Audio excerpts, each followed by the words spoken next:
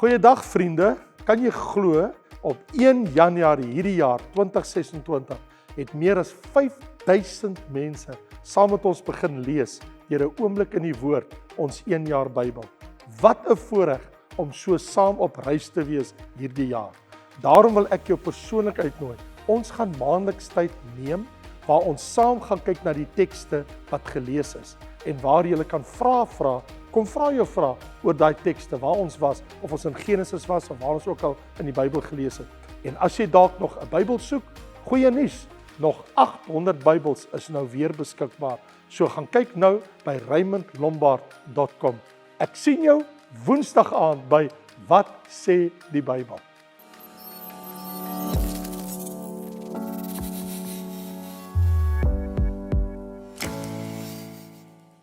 So vriende, julle weet ons is besig met 'n reeks uit die evangelie van Lukas uit. En ons het verlede week gekom by Lukas 24. Ons is nog steeds daar.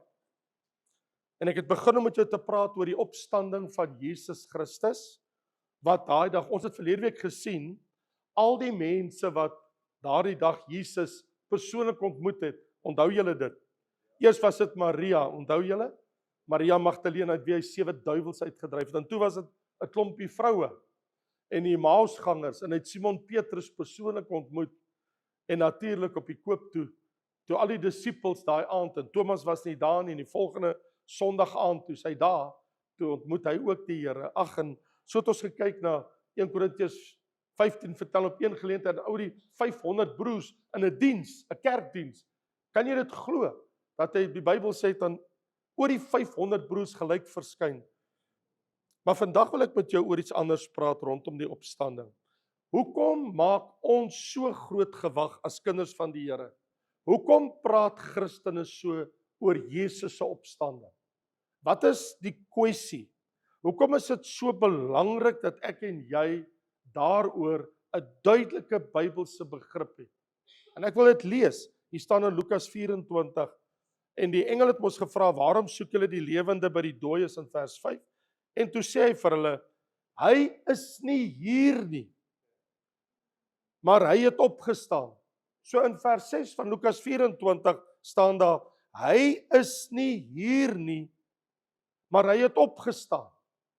Onthou hoe hy vir julle gesê het toe in Galilea was, die seun van die mens moet oorgelewer word aan die hande van sondige mense, gekruisig word, en op die 3de dag opstaan, en hulle het sy woorde onthou. So ek wil met jou hieroor praat. Kan jy dink as dit 'n hoax was? As dit nie waar was nie? As Jesus Christus nooit uit die dood uit opgestaan het, en hy dood is soos alle ander mense wat voor hom gesterf het, hoekom het die apostels hulle lewe gegee vir die evangelie? Hoekom het hulle die wêreld deurreis? Iets radikaal het gebeur daai dag. Iets het hulle vir altyd verander. Ek bedoel, die Here wat hulle gesien sterf het aan die kruis. Die man wat hulle stikkend sien hang het aan die kruis, wat hom dood bloei aan die kruis. Hoe Josef en Nikodemus hom toedraai, om in 'n graf neerlê. Ek bedoel, hulle het dit met hulle eie oë gesien. Die vroue wat daar was. En van sy disippels soos Johannes en ander, hulle het dit gesien. But something happened. Iets het gebeur wat alles vir ewig verander het by hulle. En so die vraag natuurlik is, waarom is die opstanding van Jesus so 'n belangrike kwessie vir my en jou? Wat kom ek vir jou iets sê? Wat maak jy hier vandag? Dis die eerste dag van die week. Dis Sondag. Jesus het uit die dood uit opgestaan op die eerste dag van die week. Dis om die kerk van die Here elke Sondag byeenkom. Die Bybel sê, op die eerste dag van die week het Jesus uit die dood uit opgestaan en sy disippels verskyn. En daarna het hy 7 dae later weer op die eerste dag van die week aan hulle verskyn. So ons herdenk eintlik elke Sondag sy opstanding. Ek bedoel, as hy dood was, wat sê hy by die kerk kom maak het? Het jy geweet, net die feit dat jy opstaan en jou aantrek en jouself nou gereed gekry het en jy kom al die pad na die huis van die Here en jy stap by die deure in en jy begin sing, is alles 'n bewys dat jy glo hy het opgestaan. anders sou jy nooit gekom het nie. Besef jy jou handelinge, jou optrede, sê jy dit reeds? So, ek wil vir jou iets sê, die opstanding van Jesus Christus uit die dood uit, is die hoeksteen van ons Christelike geloof. Die Bybel is duidelik, dat as gevolg van sy opstanding, is dit die hoeksteen van die kind van die Here se lewe, wat 'n toekomsverwagting het. Selfs die skepping, die hemel en die aarde, het 'n verwagting. Sonde was eers in die engelewêreld gepleeg, toe het Adam en Eva sonde op die aarde gepleeg. En nou staan hier in Romeine, en dis Romeine 8 vanaf vers 19, die skepping, God se skepping, wag met reikhalsende verlange op die openbaarmaking van die kinders van God. In ander woorde, die skepping wag dat daar eers iets met ons gebeur, met die mens. En wat is dit?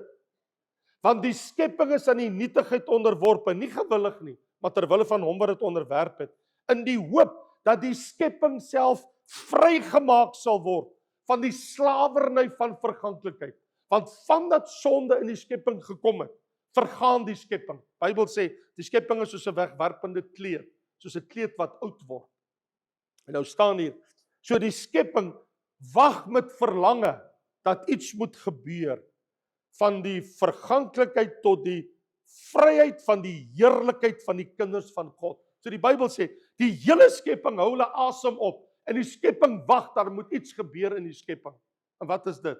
Die openbaarmaking van die kinders van God in hulle heerlikheid. Want hier is dit baie duidelik, volgens Romeine 8, want ons weet dat die hele skepping tesame sug en in barensnood is. Nou julle weet wat is barensnood? Soos 'n vrou wat geboorte skenk. So die skepping is soos 'n vrou wat in haar nooduur is. Iets moet gebeur, die wêreld vergaan. Iets is radikaal besig in die skepping om agteruit te gaan op ons aarde. En nou staan daar, die skepping wag in barensnood. Nie alleen vir dit self nie, maar ons self wat die eerstelinge van die Gees het, ons wat die Heilige Gees in ons het, die Gees van God, ons sug in onsself in afwagting van die aanneming tot kinders, naamlik die verlossing van ons liggaam. Ander woorde, ons almal wag vir ons verheerlikte liggaam. As Jesus nie 'n verheerlikte liggaam gehad het, dan was daar geen verwagting van die skepping, en dan was daar geen verwagting van ons. Die feit dat iemand die bande van die dood verbreek het, die feit dat iemand die bande van sonde verbreek het, die feit dat iemand die Satan oorwin het, die feit dat iemand uit die dood uit opgestaan het, en heers en regeer, en leef tot in alle ewigheid, het hoop gebring in die skepping. Dis Jesus. Niks het verander nie. Hy is die Here wat opgestaan het. So, in die Ou Testament word daar net gesuggereer dat daar 'n opstanding eendag gaan wees. As baie min plekke, gaan doen 'n bietjie jou navorsing. Gaan kyk 'n bietjie hoeveel plekke in die Ou Testament praat van die opstanding. Bitter min. Daniël 12 is een van hulle. Bitter min. Die Nuwe Testament is besaai met die opstandingsboodskap. En dit wat gaan volg. Die evangelies, die sendbriewe, die boek Openbaring, van Matteus af tot Openbaring, verneem ons van Jesus se opstanding en die Here en die lam wat geslag is, wat leef tot in alle ewigheid. Dit weer klink deur al 27 Nuwe Testamentiese briewe. Hy leef, hy het opgestaan, hy's die lam van God en hy kom weer. So, miskien moet ek jou 'n vraag vra. Het die kruisiging van God se seun sy bediening beëindig? Het dit hom gestop in sy spore? Kan hy niks meer doen nie, omdat hulle hom doodgemaak het? Moes hy hemel toe vlug? Is dit wat gebeur het? Om weg te kom van mense wat sy lewe soek?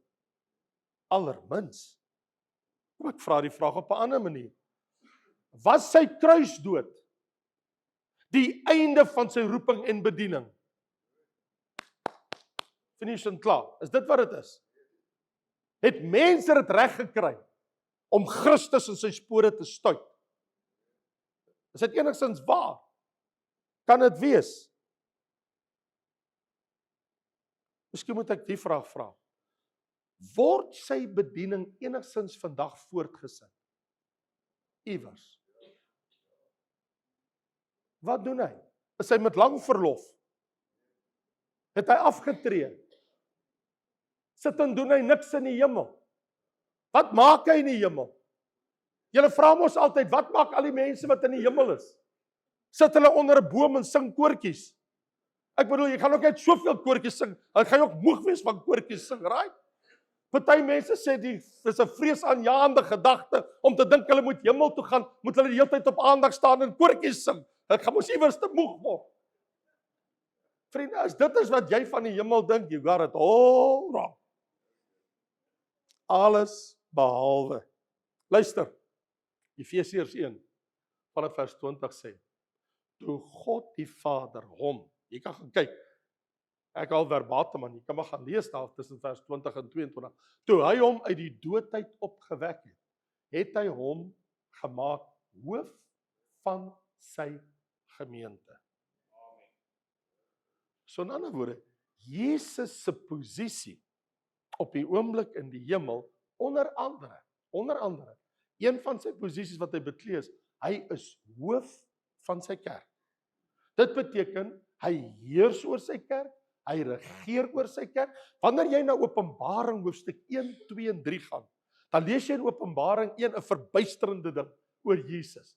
Want Johannes, hy het Jesus baie goed geken. Ek bedoel, hy was sy liefling, disipel en apostel. Ek bedoel, hy was daar toe Jesus aan die kruis sterf, maar voor hy sterf vir hom sê, kyk, sorg vir my moeder.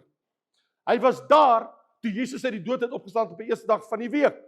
Hy was daar toe Jesus van die Olyfberg opgevaar het na die hemel toe. Hy het alles gesien. Wie wat sê Johannes? Hy sê in Openbaring 1, hy sê ek is op hierdie klipperige eiland Patmos, daar in die Egeïse See. Nou ek het al gestaan by Istanbul en ek het al gestaan by Turkye. En as jy so in die ooste van Turkye, in die weste van Turkye staan en jy kyk so oor die Middellandse See, toe ek daar in sentraal Turkye gestaan, ek het tot by die Middellandse See gegaan en ek het gestaan op die kant van die Middellandse See. Toe kyk ek waar die son sak in die weste. Toe sien ek die eilande daar ver. Ek weet een van daai eilande is die eiland van Patmos is waar ons vriend, ons broer Johannes gesit het op 'n klipperige eiland. Eiland van verbanning. Hulle het hom in die samelewing verban. Jy moet ophou preek, ou man. En hy is in sy 90's en die ou man kan nie ophou preek nie. Hulle sê wel, vat ons hier die samelewing uit. Laai hom op 'n skip, gaan gooi hom op die eiland af, sê nou ja, preek jy nou vir die klippe. En daar sit Johannes. God se tydspreking is perfek. Kry die hele visioen van die hele boek Openbaring van hoofstuk 1 tot 22. Jy moet 'n bietjie gaan kyk. Gaan toe hy daar sit. Toe kom al hierdie visioene en gesigte na hom toe. En hy sê een van die dinge wat hom aangegryp het. Hy sê terwyl ek daar so sit, toe hoor ek 'n luide basuin. En die ou man, hy was in sy 90's. En hy sit daar en hy wonder maar ek hoor hierdie geluid. Is dit die wegraping? Wat is dit? En Johannes dink by homself, miskien is dit die wegraping. En hy begin opkyk maar hy hoor hier agterop. Dis hier agterop, dis nie bokant hom nie. En die Bybel sê, jy gaan lees daar Openbaring 1 en hy draai so om. Hy sê, toe ek my omdraai, toe sien ek die seun van die mens in sy volle heerlikheid. Soos die son in sy krag. Wanneer jy in die oog van die son vaskyk, hy sê, ek sien hom met krag. Hy sê, maar hy het 'n kleed aan. Hy sê, die kleed wat hy aan het, hang tot by sy voete. Maar dit bedek nie sy voete nie. Dit hang net tot bokant sy voete. En hy sê, en ek kyk na die kleed, want die kleed gryp sy aandag. Nie net die seun gryp sy aandag nie, maar die kleed wat hy het. En hy sê, die kleed is 'n pondores. Nou, pondores is die Grieks vir die hoëpriesterlike kleed. Hy sê, ek sien Jesus as hoëpriester in sy verskyning. Hy het die kleed aan van 'n hoëpriester. Hy sê, en hy staan tussen 7 kandelaars. En die Here sê vir hom, sien jy daai kandelaars? Elkeen is een van my 7 gemeentes in Klein-Asië, beginnende by Efese, in die driehoek, af, horisontaal en weer op, en hy sê, terug, vertikaal op, en hy sê, ek wandel tussen my gemeentes, en ek kyk wat gaan in die kerke aan. en die Here te woord vir elke kerk. Jy vra vir my, wat doen Jesus? Het sy bediening tot 'n einde gekom? Allermins! In die kerkera, die afgelope 2000 jaar, wandel hy tussen sy gemeentes. Jy weet nie eens wanneer Jesus die kerk hier besoek het nie. Soms het jy miskien die gevoel van sy teenwoordigheid, want hy het beloof, waar 2 of 3 in my naam vergader, daar's ek in hulle midde. Jesus het my ook kom besoek in Walvisbaai. Dit was nie 'n Sondag nie. Dit was nie 'n gemeentebyeenkoms nie, was 6:00 die oggend toe ek op my bed lê, toe hy by die kamer ingestap het. En as jy wil weet wat alles daar gebeur het, in die media center is my boek Die Getuienis, kry hom. OK? Dan kan jy die storie lees. Ek het ook die ervaring gehad waar hy by my kamer ingestap het, persoonlik teenwoordig. Nou, hier's die storie. Wanneer jy die opgestane Here ontmoet het, it changed your life forever. It changed you forever. Jy sien, dis nie jou intellektuele geloof wat jou red nie, maar dis jou lewende verhouding met die Seun van God. You see, it was never about religion. It was all about the relationship. Het jy met hom 'n verhouding? Jy kan hom nie ignoreer elke dag en leef jou lewe soos wat jy dit wil leef en dink alles is oukei met hom. Ek bedoel, hy moet mos deel uitmaak van jou lewe. So, op die vraag, doen hy iets? Absoluut, hy is 'n priester. En kom ek vra jou vraag, wat is die taak van 'n priester? Wie van julle weet? Wat is die taak van 'n priester? 'n Priester is nabi. 'n Priester is 'n brugbouer. Pontifex. So wat 'n priester doen as profeet en priester, Jesus profeet en priester uit die Bybel. So as 'n profeet gee vir my God se woorde, hy het ons gesê ek bring vir julle wat die Vader my gesê het, verkondig aan julle. So ons het Jesus as die profeet se woorde opgeteken in die Bybel. So as jy wil weet wat Jesus sê, lees jou Bybel. Nommer 1. 2. As jy wil weet wat doen hy as priester, wat doen 'n priester? 'n Priester is 'n brugbouer. Dis wat priester dit beteken. Ander woorde, hy bou 'n brug tussen my en God, sodat ek by God kan kom. Want tussen my en God is 'n afgrond. Ek kan nie by hom kom nie, want my sonde hou my van hom weg. Hoe kan 'n sondaar in 'n heilige God se teenwoordigheid kom? Dit kan net nooit gebeur. Selfs Jesaja in Jesaja 6, toe hy 'n visioen kry en hy beland in die hemel, en hy sê, en ek sien die drempelposte bewe van die rook, dis die Shekinah heerlikheid van God. Hy sê, en ek sien hom sit op sy troon. Hy sê dit was so vreeslik. Ek val neer en ek sê, wee my, ek is 'n man onrein van lippe en ek woon onder 'n onrein volk. Wee my, my oog het hom gesien, die een wat op die troon sit. Ek kan hom nie eens aanskou nie. Wee my, my sonde, my ongeregtigheid. Die Here stuur 'n seraf. Seraf beteken die brandendes. The burning ones. God het engele, serafs, gerubs, zoua, hy het baie kreature en skepings in die hemel. En een van die serafs, en die serafs is die bewakers van God se heiligheid. Dis hoekom hulle roep die heeltyd met 6 vlerke bo kan die troon, heilig, heilig, heilig, kadosh, kadosh, kadosh, heilig is hy wat op die troon sit. Hulle bewaak sy heiligheid. Gerubs is sy troondraers, maar die serafs, hulle bewaak. En een van die serafs gryp 'n tang en hy steek hom uit en hy knyp een van die kole daar op die vuurkool altaar en hy bring dit reguit na sy gesig van die profeet Jesaja en hy raak sy lippe aan. Hy sê, jou skuld is weg. Dit is versoen. Jy kan staan voor die heilige. En hy staan daar, en hy hoor 'n stem wat sê, wie sal ek stuur? En Jesaja sê, stuur my. Ek het u gesien.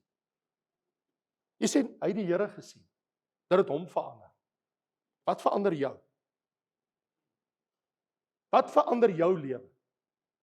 Die dag toe ek in Saldanha Baai, Augustus maand 1978, 11:00 die nag, tot bekering kom onder 'n boom, En die heerlikheid van God en die lig van die hemel skyn in my lewe, het my hele lewe verander. 46 jaar gelede tot vandag toe. My life has changed because Jesus lives inside of me. Het jy 'n ervaring gehad waar hy jou lewe verander het? Want jy sien, hy is toe nie dood nie. Hy het opgestaan. Hy leef.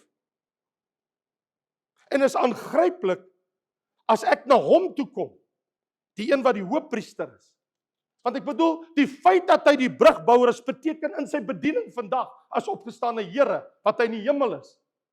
Hy sit nie iewers en maak sy naald skoon nie. Hy sit nie in iemand politoer sy skoene of sit vir hom 'n das aan nie. Jesus sê die woord van God vir ons in Hebreërs 4, die groot hoofpriester het die hemele deurgegaan, die seun van God. En ons het 'n hoofpriester wat in alle opsigte versoek is net soos ons. Hy weet wat ons elke dag deurmaak, maar hy is sonder sonde. Hy is nie met sonde bevange nie. Laat ons met vrymoedigheid na die troon van genade gaan en genade vind op die regte tyd gehelp word. Die Bybel sê, jy het 'n hoofpriester. Jy kan gaan na God se troon toe. En dan pleit jy by jou hoofpriester, gee my genade vir hierdie dag. Soos die ou wat gesê het, die vrou wat gesê het, sy sê, Here, U moet my genade gee, maar nie krag nie. Want as U my krag gee, laat ek my man dood. So gee my eerder genade. So hier's miskien van julle wat hier sit, sê, Here, gee my genade met daai man van my. Hier's dalk 'n broer wat hier sit, sê, Here, gee my genade met daai vrou van my. Die Bybel sê, ons kan na die troon van genade gaan, om barmhartigheid te verkry, en genade te vind, om op die regte tyd gehelp te word. Selfs met jou skoonma. Het jy geweet, skoonmaas gaan ook hemel toe? Here, ek loof U. Ek is baie lief vir my skoonma, want sy het gister iets baie moois vir my gesê. Maar ek gaan nie vir julle sê wat sy gesê het. Jy sien, as jy van my moet vra, watter betekenis hou Jesus se opstanding aan jou voor? Sal ek jou onmiddellik vat na die skrif. En ek sal vir jou sê, gee my 'n geleentheid, gee my 5 minute. Dan sê ek vir jou, wat die Bybel sê, oor wat die opstanding van Jesus vir jou en my inhou. You give me 5 minutes, and I'll show you. So hier is die eerste ene. Openbaring 1 vers 17 en 18 sê, deur sy opstanding het Jesus die dood oorwin. Hy het gesê, ek is die eerste en die laaste en die lewende. En ek was dood en kyk, ek leef tot in alle ewigheid. So nommer 1. Ons saligmaker lewe. Elke ander godsdiens op aarde, every other religion, se stigterslid is dood, waar Jesus leef. Dis die verskil. Enige ander godsdiens op die godsaarde wat daar is, die een wat dit begin het, is dood. Hulle leef nie. Hulle is almal deur die eeue en deur die jare, is hulle lankal oorlede. Maar Jesus, hy leef. Dis die verskil. Die Christelike godsdiens is die enigste godsdiens op aarde, waarvan die een wat dit begin het, lewe. Dan beteken dit, ek kan na hom toe gaan. As hy nie dood is nie, as hy dood is, beteken hy vir my niks. Maar as hy leef, kan ek na hom toe gaan. En die Bybel sê, ons kan na hom toe kom. Ons kan in gebed na hom toe gaan. Ons kan hom enige tyd aanroep. Ons kan na sy Vader toe gaan. Ons hemelse Vader. Ter een geleentheid. Die tweede ding is, deur sy opstanding het God die Vader, so staan dit in Handelinge 2, vers 32, het hy Jesus verhef tot Here en Christus. Dit is 'n belangrike ding. Die teks sê, hierdie Jesus het God opgewek, sê die apostels, né? Toe hulle ondervra word, wat dink julle doen julle? Toe sê hulle, hey, kom ons vertel vir julle. Hierdie Jesus wat julle gekruisig het, God het hom opgewek, ons het hom gesien. Ons is almal getuies. Ons het hom gesien. Weet dat God die Vader het Jesus Here en Christus gemaak. He is Lord. Hy is Here. Dit beteken hy heers oor almal. Die een wat ons dien, hy is oor almal. En hy's Christus. Dit beteken gesalfde, anointed, Messiah. So in ander woorde, hy is God se gesalfde een in ons lewe. Christus Jesus. Maar behalwe dit, sê Efesiërs 1, hy het hom hoof gemaak bo alle dinge en hoof van die gemeente. So ons ken iemand wat die grootste gesag in die ganse univers het. Dis die een wie ons dien. Maar dan sê hulle in Handelinge 5 die apostels, deur die opstanding het God die Vader Jesus verhoog tot leidsman en verlosser. To be a prince and to be savior. Dit wil sê dat Jesus Christus die opgestane Here, hy's die leidsman, hy's ons prins, hy dui die pad aan, ons volg hom en hy is ons saligmaker. Hy's ons redder, hy's ons verlosser. En dan lees ek in Handelinge 10 vers 40, God hom op die 3de dag opgewek en het hom gemaak Here van almal. Hy's almal se Here. Hy's oor almal gestel. En wil jy glo dat die Bybel sê in Efesiërs 1, God het hom met alle mag beklee en Jesus sê hy het gegee alle mag en gesag in die hemel en op die aarde. Die een wie ons volg, het alle mag en alle gesag. So jy sien dan beteken dit dat die opstanding van Jesus Christus is die waarborg vir my opstanding. Hoe weet jy sal eendag uit die dood uit opstaan? Waar kom jy daaraan? Wie het dit vir jou gesê? Wat laat jou dink jy gaan vir ewig lewe? Romeine 8. As die gees van hom wat Christus uit die dood uit opgewek het in julle woon, sal hy julle sterflike liggame lewend maak. So, as die gees van hom wat Christus uit die dood uit opgewek het, so God die Vader het dit deur die Heilige Gees gedoen. En die Bybel sê, as daai selfde gees nou in jou is, sal hy ook jou liggaam uit die dood uit opwek. So in ander woorde, Jesus se opstanding uit die dood uit is die belofte, is die hoeksteen dat jy ook eendag opstanding sal beleef. Hier is die wonderlike ding. 1 Johannes 3 vers 1, 2 en 3 sê, geliefdes, kyk wat 'n groot liefde die Vader ons bewys het, dat ons kinders van God genoem kan word. En ons weet dat ons wanneer hy verskyn, aan hom gelyk sal wees, omdat ons hom sal sien soos hy is. Ons sal aan hom gelyk wees, dieselfde verheerlikte liggaam hê, omdat ons hom sal sien soos hy is. Dis soos Romeine 8 vers 29 en 30 sê, die wat hy van tevore geken het, het hy van tevore verordineer, God het dit bepaal, om gelykvormig te wees na die beeld van sy seun. God sê, ek wil hê jy moet dieselfde verheerlikte liggaam hê as wat my seun het, en ek gee dit vir jou se belofte. En hoe weet ek gaan dit kry? Want hy sê hy die gees as onderpand in ons harte gegee. As jy nou 'n kind van God is, as jy nou 'n kind is van die lewende God, almal wat hom aangeneem het, hy mag gegee om kinders van God te word, dan is sy gees nou in jou. En as sy gees in jou is, het jy die deposit toe. Want Efesiërs 1 sê, ons het die gees as deposit ontvang, né? Die volle betaling, wanneer die skepping gaan sien, wanneer ons aangedoen word met die heerlikheid van die kinders van God. Wanneer ons almal ons verheerlikte liggame kry, gaan die Here die skepping ook oordoen. Dan kom die 1000 jaar vrederyk. Na die 7 jaar groot verdrukking, dan word die skepping ook herstel. En die leeu eet stroois soos 'n os, en hy vreet nie meer bokkies nie. En die luiperd lê daar langs 'n bokkie, en 'n kind kan by 'n slang speel, doen hom niks. Jesaja 11, Jesaja 9, die skepping gaan verander. Maar eers ons, en dan die skepping. So vriende, jou Bybel se belangrikste hoofstuk oor die opstanding is 1 Korintiërs 15.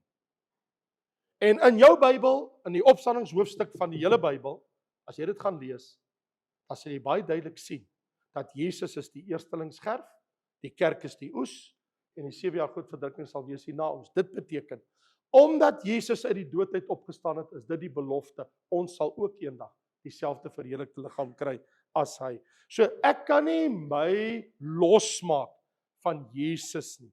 Sy opstanding, Jesus se opstanding uit die dood uit, staan nie los van die gelowiges nie.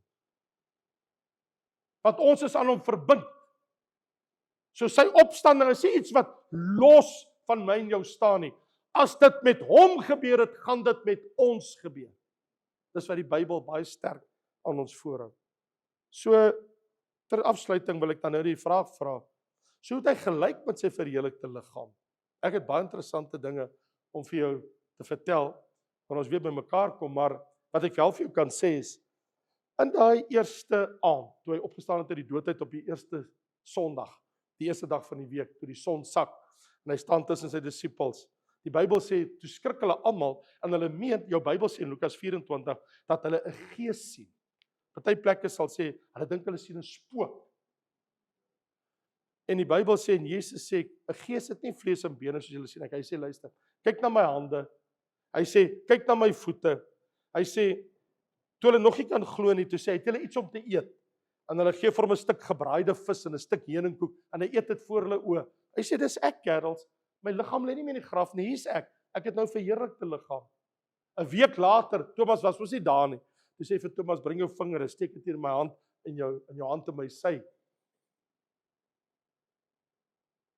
Ek het die vraag, wat sal my red?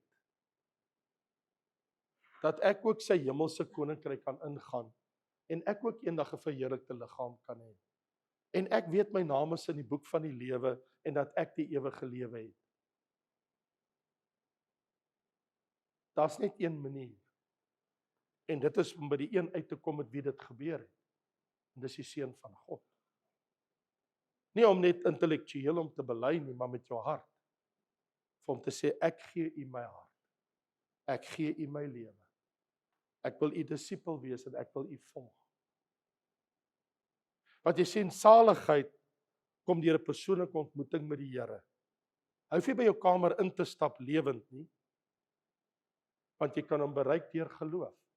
Deur maar net te kniel of te sit, net waar jy is, en te sê, ek glo met my hele hart dat Jesus Christus die Seun van God is, vir my aan die kruis gesterf het, ter wille van my sondes, begrawe is op die 3de dag, uit die dood uit opgestaan. Ek bely dit en ek glo dit, met my mond bely ek dit, met my hart glo ek dit. En wanneer jy in daai rigting beweeg, dan maak dit die deur oop, dat jy 'n lewende verhouding met die Here Jesus kan hê. So sy opstanding uit die dood uit, was die een ding wat duidelik deur sy disippels gesien was. En hulle het met hom tyd spandeer vir 40 dae. Hulle het die voorreg gehad, die 12, dat hulle vir 40 dae na die opstanding uit sy dood uit na hom kon luister. En die Bybel sê in Handelinge 1 vers 3, hy het hulle baie dinge vertel oor die koninkryk van God. En so terloops, hy het toe teruggekeer hemel toe, maar hy het die Heilige Gees gestuur, dat ons almal die Heilige Gees het, dat ons nie alleen is. Hy is nou ons hoëpriester. Hy is ons Here. Hy is ons saligmaker. Hy is die komende Here. Hy is die blink môre ster, want die blink môre ster sê vir die dag breek binnekort aan. As jy vroegoggend opstaan en jy sien daar is die blink môre ster op die horison, dan as jy hom sien, dis die laaste ster wat jy sien, want al die ander gaan klaar verdwyn, want die dag is besig om te breek. En dit sê vir jou, daar kom 'n nuwe dag. En die Bybel sê Openbaring 22, hy is die blink môre ster in ons almal se lewe. Hy is die belofte van 'n nuwe dag, van die ewigheid wat kom, van 'n heerlikheid wat kom. Hy is ons belofte. Hy is ons môre ster. Maar het jy geweet dat sy uitnodiging vandag staan? En sy uitnodiging wat vandag staan is, ek is jou hoëpriester. Wat kan ek vir jou doen? Wat moet ek vir jou doen? Wat wil jy hê moet ek vir jou doen? Laat ons na die troon van genade gaan, om barmhartigheid te verkry en genade te vind, om op die regte tyd gehelp te word. Here Jesus gaan jou help op die regte tyd. Ek voel baie keer as die Here so laat is, maar hy is nog steeds ongelooflik betyds.